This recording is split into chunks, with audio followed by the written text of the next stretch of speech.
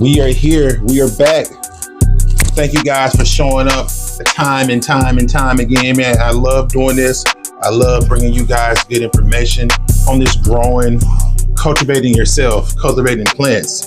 You know how we do it over here at Homegrow Magazine, the biggest in cannabis, Match One Podcast, Dabbing While Black, all those great things, man. Welcome back, gang. We're in chapter 7 right now. Appreciate you guys for tapping in with me. We're going to be talking about feeding today.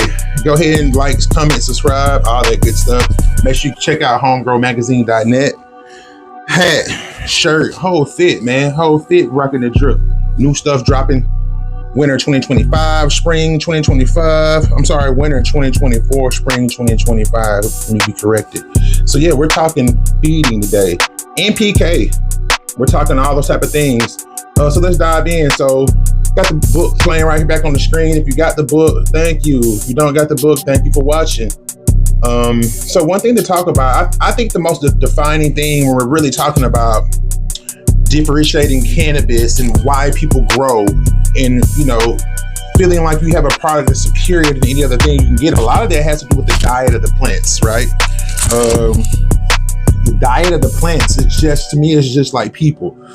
The inputs, all of those things determine the condition of that human. You know, what you're eating, what you're consuming. With humans, whether it be mentally consuming, physically consuming, whatever the case may be. So taking a holistic approach to our plants is really how you get that holistic medicine. So just like when we're talking about alkalinity in the body and using different things to fight off different diseases and stuff like that, it's the overall acidity, overall well-being, and overall balance of the total body or plant that's going to determine its ability to uptake nutrients, to fight off things of that nature. This is why we call our plants medicine, because if you're putting in medicinal inputs, if you're sourcing carefully where your manure comes from, where your oyster seashells come from, where your azomite comes from, all these inputs we'll talk about later, if you're sourcing where those come from, then you're kind of taking the holistic, whole foods, organic, I want to get my inputs the right way type of thing. But keeping a good energy and keeping a good environment in that soil with our plants is a huge part to overall plant health and being able for our plant to have the right consciousness. You know, it is important for our plant to have the right vibrations to be able to take up the right things. So when we started talking about this, we started talking about the living soil web. A lot of you guys have seen me use the azos, the mycorrhizae to build up the living soil web. Some of you guys may know that mushrooms and mycelium are one of the oldest, more advanced species that we have here. The way they communicate through underground connectivity, the way plants talk to each other, trees talk to each other. Ooh, I'm rolling and going fast. The way plants and trees talk to each other has a lot to do with the condition of that soil. So when there's a good mycelium network and things like that, we have a more of a likelihood of having the ability to create that. So when we're talking about mycelium and azos, these are products that we can buy. I use all of them. I don't have them. I do have Recharge here. Recharge. And before we get into these products, guys, I'm not sponsored by anything. My good folks over at Bokashi did hook me up. Shout out to Bokashi Earthworks. They did hook me up with this right here. But when we started talking about mycelium and things, guys, if you can see all those strains of bacteria, it looks like, I'm not sure if it's focusing in or what. Those are different types of strains of what we call beneficial bacteria. Those beneficial bacteria are going to help create the type of environment in the soil that makes it more likely that the soil is going to take up those good nutrients. So one of the things we want to start doing to add good beneficial biology to our soil, number one, is we're going to start adding things like mycos in our amendments, whether it's Recharge, whether it's Great White Shark. Some of these things I'm naming are brands, but they all do the same thing. They increase beneficial bacteria for the purpose or increasing uptake in the soil root zone. Because remember, guys, the ultimate thing is to be feeding our soil, which is going to release that to the plants. We're not trying to force feed plants. We're trying to put everything in the soil and have the right conditions for the soil can uptake that shit when it's ready. You feel me? So as we go into that, like I said, we're feeding our soil so we can feed our plants. Now we're starting talking about the different types of way we can build up our soil to have this. Now we're starting talking about manures. Everybody thinks that just dropping a plop on a plant or somewhere in the pot where you put it is just fertilizer. A lot of our manures need to be composted because they're hot. Not just hot in temperature because they're coming out of a hot animal, but they're hot and they're high in nitrogen. Because you have to understand, most of our cud chewing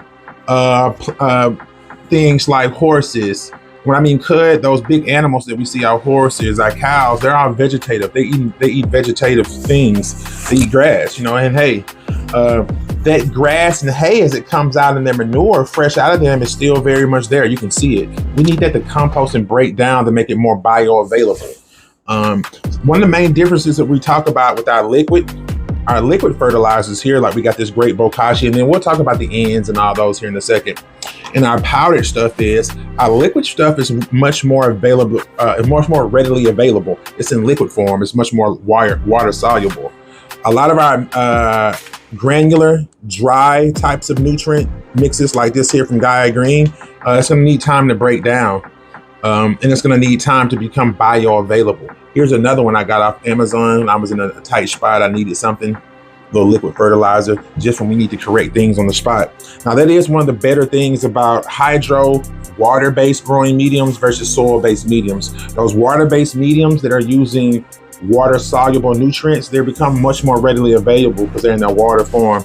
A lot of these things here are much more organic, deemed more natural, but they need a little bit more time to break down and have that natural process going. That's usually like 8 to 14 days. So you're dropping these type of nutrients down before they're even needed.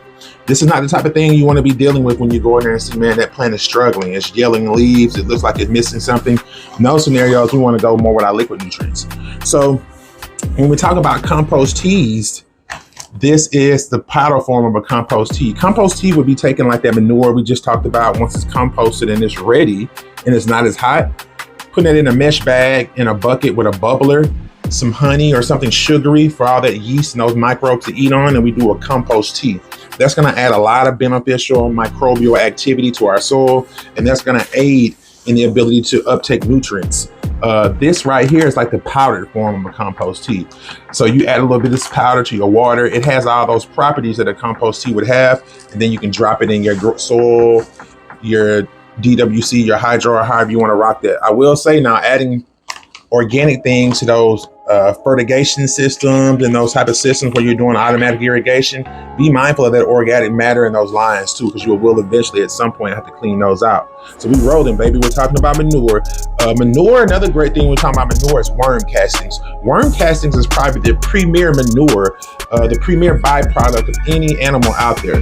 The biology in the gut of worms is optimum for what we're doing.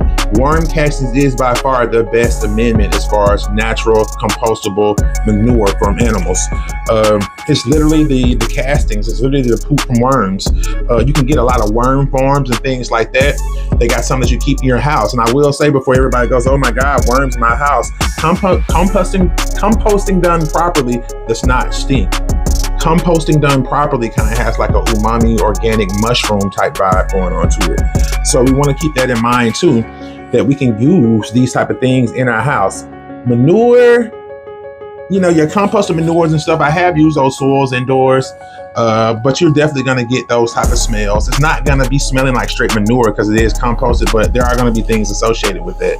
Now, while we're talking about soil, I do want to keep in mind, I spoke about this before in other videos, we have to be mindful that, let me adjust my mic. Bringing soil in is definitely going to be bringing in pathogens and microbials and all types of things. When that soil gets wet, you need to definitely be sure being on top of your IPM program like we talked about. I think that's chapter 5. I won't go too deep in that here, but I will always hit on be mindful of soil and be mindful of the amount of bacteria and organics that you're bringing into your soil web, because there's going to be offspring for that. I mean, not offsprings, but there are going to be things that come with that. Top dressing is another great way to feed our plants organically on the spot. That would be taking something like this, or taking our manure. We wouldn't top dress with the recharge. Taking one of our manures or one of our powder soluble and actually sprinkling that on the top of our soil, on the top of the plant, and then kind of roughing that soil up, rubbing it in. Mr. Canuck Grows is a great guy on YouTube, and that's the first person I really see that was digging in the top 3 or 4 inches of that soil at the top, dressing nutrients or amendments on there. That actually helps the soil. The amendments get broken down a little bit more in the soil. We'll water that in to also help. Now, one thing we want to talk about too is we want to talk about our NPKs. When we're talking about our NPKs, we're talking about these numbers that are right here on the front of our nutrient bottles. Let me slide to a little message here. We're going to get down here. I want to bring this up for you guys right quick. All right.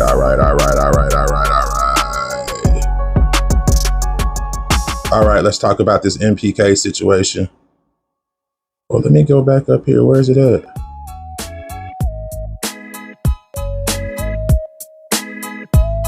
Let's bring it up right here. We're going to deep dive into this.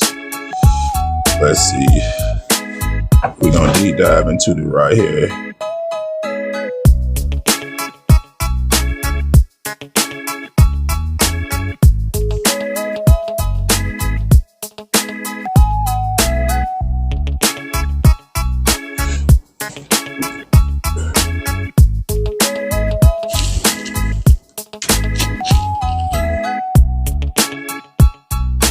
All right, guys, let's jump back into this now. When we're talking about our NPKs would be these numbers that we're seeing right here on our nutrient bottles. You're going to see those everywhere. You see those 3 numbers here.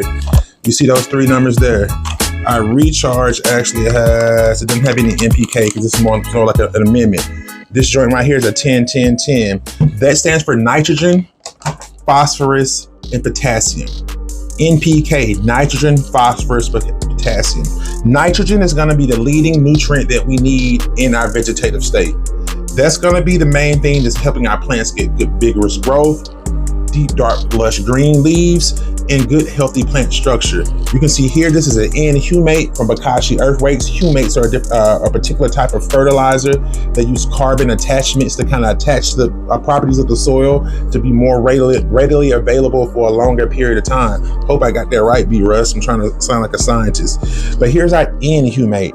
N is going to let us know it's heavy in nitrogen, so it's going to be more so for our vegetative cycle. And you're going to see a 12, 9, and a 5. The 12, 9, 5 is going to be the percentage of nitrogen per volume of liquid that's in here. So this is 12% by volume of this container. The available phosphate is 9% by volume. Potash is 5% by volume. Now those second 2, the phosphorus and the potash with potassium, those are going to be super important when it comes to the flowering phase. Now, as you can see here, our Power Bloom from Gaia Green has a 284, very low on the nitrogen, but higher on the phosphorus and the potassium.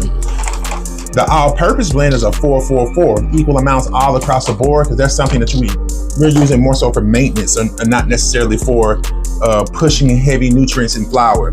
Pushing heavy nutrients in flower is going to require a lot of phosphorus, and it's going to require the potassium to help build up overall plant health. The potassium or the potash is important as far as overall health, resistance to diseases and things like that. Now, calcium and a lot of other, not NPKs. NPKs would be like our core nutrients. Calcium and a lot of the minerals that we need are going to be very closely linked to our NPKs. For example, potassium and calcium are very heavily linked.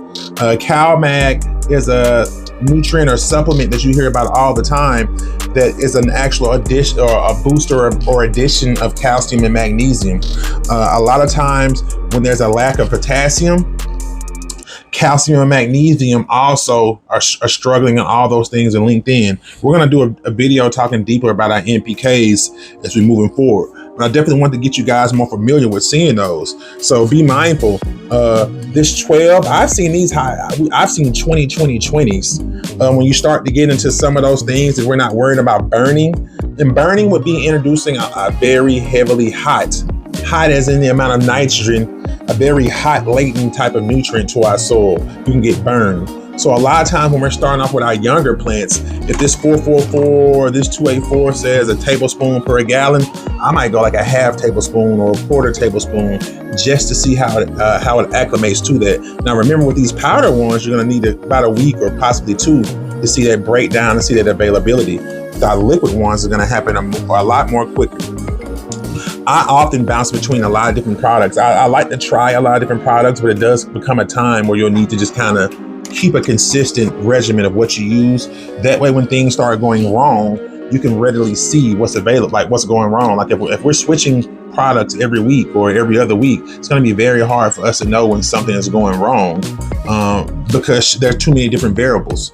So not switching up products all the time keeps our variables down and kind of helps us out as far as troubleshooting and knowing which way to go when issues pop up. I hope this information has been helpful for you guys. Make sure you like, comment, not surprise, or you can surprise me by 50 books. Make sure you like, comment, and subscribe. Keep tuning into the videos. We're dropping more content. I'm not sure what year, what time that you're looking at this, but I appreciate you doing so. And it's up for there. Thank you for watching.